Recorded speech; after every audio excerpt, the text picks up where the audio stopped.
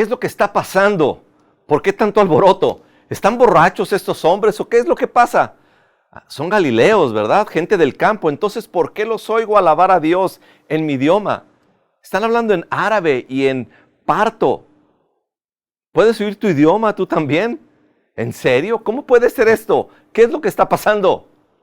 Lo que estaba pasando era el nacimiento de una nueva era. El cumplimiento de una antigua profecía estaba llegando a suceder.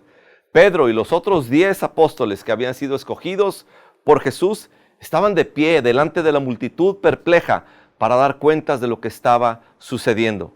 Y fue Pedro quien habló y les dijo, escúchenme, esto es lo que el profeta Joel dijo, que habría de pasar en los últimos tiempos, cuando Dios declaró, derramaré mi espíritu sobre toda carne, y sus hijos y sus hijas profetizarán. Esto es lo que ustedes están viendo y oyendo hoy. Es lo que Jesús les había dicho a sus seguidores que esperaran. Quédense en Jerusalén, les dijo, hasta que el Espíritu venga sobre ustedes, para darles poder para ser mis testigos. Y entonces, después de que Jesús ascendió al cielo, ellos estaban orando constantemente. Y fue en el día de Pentecostés que repentinamente el Espíritu Santo vino como un viento recio y todos fueron llenos con su presencia, fueron llenos con su Espíritu y fueron capacitados para profetizar y acerca de las obras poderosas de Dios en idiomas que antes no habían aprendido. Fue una señal milagrosa que atrajo la atención de judíos de muchas diferentes naciones que habían venido a Jerusalén para la fiesta de Pentecostés, donde estaban celebrando los primeros frutos de la cosecha. Pero este Pentecostés, en especial, sería conocido y recordado por una cosecha de un fruto diferente, una cosecha de almas. Porque una vez que Pedro captó la atención de la multitud, les predicó acerca de Jesús, a quien ellos habían crucificado, pero a quien Dios mismo había levantado de entre los muertos. Y habiendo ascendido a la diestra de Dios, el Señor Jesús, exaltado, había derramado el Espíritu Santo tal como lo había prometido desde antes. Escuchando esto, la multitud sintió convicción y dijeron, ¿qué debemos hacer? Arrepiéntanse y bautícense, dijo Pedro, para el perdón de sus pecados. Y entonces también ustedes van a recibir este regalo del Espíritu Santo, porque es la promesa de Dios para todos los que creen. Y bien, 3,000 personas respondieron a la palabra de Pedro y se arrepintieron aquel día. Fueron bautizados en agua, fueron llenos del Espíritu Santo y añadidos a esta nueva comunidad, una comunidad llena del Espíritu Santo de seguidores de Cristo. ¿Pero qué significaba eso de ser añadidos? ¿Cómo se veía eso de pertenecer a la iglesia? Antes de considerar esto, permítanme preguntarles, ¿se han arrepentido ustedes de sus pecados? ¿Han sido bautizados en agua desde que llegaron a ser creyentes? ¿Y han sido llenos ya del Espíritu Santo? Tal vez quieran tomar un poco de tiempo para considerar estas preguntas. Ok, entonces todos los que pusieron su fe en Jesús también fueron añadidos a esta nueva comunidad llena del Espíritu Santo, la iglesia. Aquí no existía un cristianismo solitario, pero ¿cómo se veía esto en la práctica? ¿Qué caracterizaba a esta nueva comunidad llena del Espíritu? Había 4 cosas que todos ellos hacían. Solo 4 cosas a las que se dedicaban devotamente. Dice el libro de los Hechos, y perseveraban en la doctrina de los apóstoles, en la comunión unos con otros, en el partimiento del pan y en las oraciones. Así es que la primera cosa era la doctrina de los apóstoles. Miren, Jesús había pasado mucho tiempo en las Escrituras, enseñando a los apóstoles acerca de sí mismo y del reino de Dios, para que entonces ellos pudieran ir y enseñarles a otros, haciendo discípulos que observaran todo lo que Jesús les había mandado. Esto es lo que Jesús les dijo que hicieran. Así es que los apóstoles, que fueron los primeros líderes, se entregaron devotamente a la enseñanza y a la predicación pública en el templo y en las casas de las personas añadidas. Al parecer, un tiempo después, se ordenaron ancianos para tomar esta responsabilidad en la iglesia de Jerusalén. Sí, y ahí fue ordenado Jacobo, el hermano de Jesús, como el anciano dirigente. Y esta enseñanza apostólica fue recibida por la comunidad de la iglesia. No solo la escuchaban o la reconocían de labios para afuera, sino que perseveraban y se entregaban a ella, así como sus líderes se habían entregado a enseñárselas a ellos. Actuaban y vivían conforme a esta enseñanza y la vivían de formas prácticas. Y es que entendían que esta enseñanza era absolutamente fundamental, no solo para nuestras vidas individuales, sino también para la vida y para el testimonio de la iglesia. Ahora, la segunda cosa a la que se dedicaron fue a la comunión, lo cual era la idea de una vida juntos, en común. No solo asistían a servicios de la iglesia, vivían la vida juntos, con un sentido de una responsabilidad compartida, una responsabilidad los unos por los otros, dando y recibiendo, cuidando unos a los otros. Muy parecido a una familia. ¿Por qué? Porque ahora eran una familia, eran ahora la familia de Dios. Así es que si alguien estaba en necesidad, otros en la comunidad de la iglesia, voluntaria y generosamente, buscaban maneras de satisfacer esa necesidad, aun si esto significaba vender algunas de sus propias posesiones. Mucho de esto sucedió de manera espontánea, como expresión de su amor unos por otros.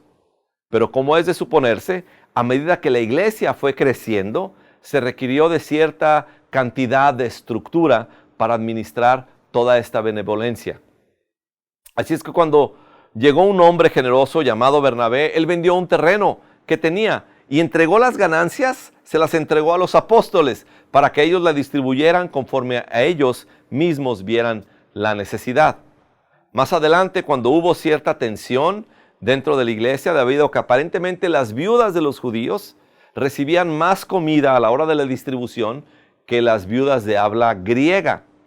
Entonces se eligieron a 7 hombres de la misma comunidad y por la comunidad para supervisar este ministerio, para que los apóstoles pudieran continuar dedicándose a la oración y a la enseñanza. Y el resultado de toda esta devoción a la comunión fue que no había ningún necesitado entre ellos. ¿No te parece asombroso esto? Todo esto era tan contracultural al mundo en el que ellos vivían, el mundo que les rodeaba, por lo que no es sorprendente que esta comunidad captó la atención de toda la gente a su alrededor. Y después el partimiento del pan. Perseveraron en el partimiento del pan. En Jerusalén no había un edificio de la iglesia. Estos convertidos judíos se seguían reuniendo en el templo para las oraciones diarias, como era su costumbre y tradición, pero también se reunían de una manera regular e informal en casas por toda la ciudad, donde partían el pan juntos, celebrando la cena del Señor en el contexto de una comida normal y ordinaria. Eso significaba que mantenían a Jesús en el centro mismo de su comunidad, al recordarlo y al adorarlo juntos. Jesús les había dicho, hagan esto en memoria de mí. Pero esto no se trataba solo de recordar con gratitud su muerte en la cruz por nosotros, sino también recordar su presencia con nosotros, como el Señor resucitado entre nosotros. De tal manera que Jesús es el anfitrión en la mesa, presente entre nosotros por su Espíritu. Él es ante quien nos reunimos en adoración y el que nos dispensa gracia al comer el pan y tomar la copa. Así es que a medida que la iglesia temprana perseveraba en el continuo partimiento del pan, manteniendo a Jesús en el centro de su vida juntos, eran fortalecidos, no solo por su unión con Cristo, sino también por su unión los unos con los otros al compartir el pan y al recordar que eran uno en Cristo Jesús. Y finalmente, la última cosa en la que perseveraban, la oración. Perseveraban en la oración. Ahora, esta nueva comunidad había sido dada a luz en oración. Fue cuando estaban reunidos orando que vino el Espíritu Santo y que los llenó en el día de Pentecostés. Y continuaron juntos en oración, no solo en oración personal, sino reunidos como iglesia para levantar sus voces al Señor buscando su ayuda. Y al parecer había una conexión real entre sus oraciones y las muchas maravillas y señales milagrosas que se hacían por medio de los apóstoles. Miren, en cierta ocasión, cuando de hecho Pedro y Juan estaban en camino a orar en el templo, un mendigo cojo les pidió dinero. Muy probablemente Pedro y Juan, como mucha gente, habían pasado junto a este hombre muchas veces. Él era cojo de nacimiento. Pero en esta ocasión Pedro se sintió guiado a ordenar sanidad para él. Lo tomó de la mano y le ayudó a ponerse de pie. Y en ese momento los tobillos del hombre se fortalecieron. Había así estado, como dijimos, cojo desde su nacimiento y todo el mundo lo sabía y lo conocía. Y aún así aquí estaba ahora caminando, brincando y alabando a Dios. Como pueden imaginarse, esto causó un gran alboroto y se reunió una multitud maravillada. Así es que Pedro aprovechó la oportunidad para decirles que todo era a través de la fe en Jesús, como este hombre había sido sanado. Y creyeron tantos que la iglesia creció por varios miles, de hecho. Sin embargo, esto les molestó a las autoridades judías y pusieron a Pedro y a Juan en la cárcel esa noche.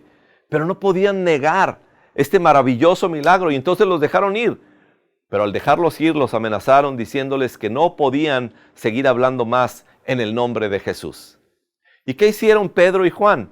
Regresaron con la iglesia y la iglesia oró. Levantaron juntos sus voces a Dios pidiendo que les diera valor para seguir hablando su palabra y en su nombre. Y pidiendo que Él, Dios mismo, siguiera haciendo señales y maravillas. Y después de que oraron, el lugar donde estaban reunidos tembló y se sacudió y todos fueron nuevamente llenos del Espíritu Santo. Fue la oración lo que le dio poder a la misión de la iglesia de Jerusalén. Fue su devoción a la oración la clave misma de su poder. Y no solo eran los apóstoles los que fueron empoderados para hacer señales y maravillas, creyentes comunes y corrientes como Esteban, quien había sido uno de los 7 escogidos para servir a las viudas, él también hizo grandes maravillas y señales milagrosas entre la gente del pueblo. Pero ¿saben qué? Esto llevó a una mayor oposición, lo cual Jesús les había dicho a sus seguidores que esperaran. Y esto resultó en el martirio y en la muerte de Esteban. Y se desató una gran persecución contra la iglesia de Jerusalén. Todos los creyentes fueron echados fuera y esparcidos por todo Judea, por Samaria y las regiones más allá. Solo los apóstoles quedaron. De hecho, la iglesia en Jerusalén solo duraría 40 años en total. Pero los que habían sido esparcidos fueron como semillas sembradas por todo el mundo. Semillas que resultaron en el plantamiento de iglesias a medida que Dios en su soberanía usó la persecución para llevar el evangelio hasta lo último de la tierra. Y la próxima semana vamos a escuchar de una de estas iglesias en la historia de Antioquía. Dios les bendiga.